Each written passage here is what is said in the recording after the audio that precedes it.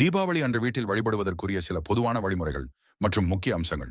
அனைத்து நல்லுள்ளங்களுக்கும் நமது புராண வெளிச்சத்தின் இனிய தீபாவளி நல்வாழ்த்துக்கள். தீபாவளிக்கு முன்பே வீட்டை முழுமையாக சுத்தம் செய்து எதிர்மறை ஆற்றல்களை வெளியேற்ற வேண்டும்.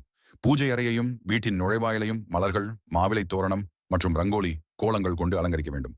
வீடெங்கும் தீபங்கள், அகல் விளக்குகள் ஏற்ற வேண்டும். இது இருள் நீங்கி ஒளி பெருக, செல்வத்தை வரவேற்க என்று நம்பப்படுகிறது. கங்கா ஸ்நானம். தீபாவளி அன்று அதிகாலையில் எண்ணெய் தேய்த்து குளிப்பது கங்கா ஸ்நானம் என்று கருதப்படுகிறது. இது புண்ணியத்தையும் உடல் ஆரோக்கியத்தையும் தரும் என நம்பப்படுகிறது.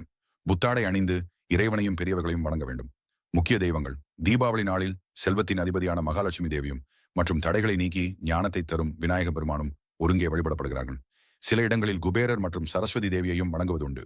உங்கள் குலதெய்வத்தை முதலில் வணங்குவது சிறப்பு. பொதுவாக சூரிய அஸ்தமனத்திற்கு பிறகு வரும் பிரதோஷ காலத்தில் சுமார் 2 மணி 24 நிமிடங்கள் நீடிக்கும். லட்சுமி பூஜை செய்வது உகந்தது. இந்த காலத்தில் ஸ்திர லக்கினத்தில் பூஜை செய்வது லட்சுமி தேவி வீட்டில் நிலையாக வாசம் செய்வாள் என்று நம்பப்படுகிறது. ஒரு மேஜை அல்லது பலகையின் மீது புதிய துணியை விரித்து அதன் நடுவில் அரிசி அல்லது நவதானியங்களை பரப்ப வேண்டும். அதன் மேல் கலசத்தை, தண்ணீர் நிரம்பிய சொம்பு, மாவிலை மற்றும் மஞ்சள் பூசிய தேங்காய் வைத்து வைக்க வேண்டும். கலசத்தின் வலது பக்கத்தில் விநாயக பெருமானையும் நடுவில் லட்சுமி தேவியின் திருவுருவப் படத்தையும் அல்லது சிலையையும் வைக்க வேண்டும். குபேரரின் படத்தையும் வைக்கலாம்.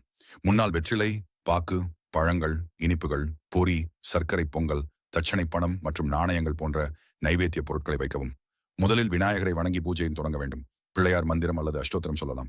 பின்னர் மகாலட்சுமி மற்றும் குபேரரின் மந்திரங்கள், ஸ்தோத்திரங்களை பாராயணம் செய்து மலர்களால் அர்ச்சனை செய்ய வேண்டும். பின்னர் தூப தீபம் காட்டி ஆரத்தி செய்து பூஜையை நிறைவு செய்ய வேண்டும். தீபங்கள் ஏற்றுதல். யம தீபம். பூஜைக்கு பிறகு வீட்டின் முன் வாயிலிலும் முற்றத்திலும் அகல் விளக்குகள், தியாஸ் அல்லது மெழுகுவர்த்திகளை ஏற்றி ஒளிரச் செய்ய வேண்டும். வழிபாடு முடிந்ததும் ஏழைகளுக்கு உணவு, உடை அல்லது தட்சணை தானம் செய்வது சகல பாவங்களையும் விலக்கி புண்ணிய பலன்களை பெருகச் செய்யும் என்று நம்பப்படுகிறது. அனைத்து நல்லுள்ளங்களுக்கும் நமது புராண வெளிச்சத்தின் இனிய தீபாவளி நல்வாழ்த்துக்கள்.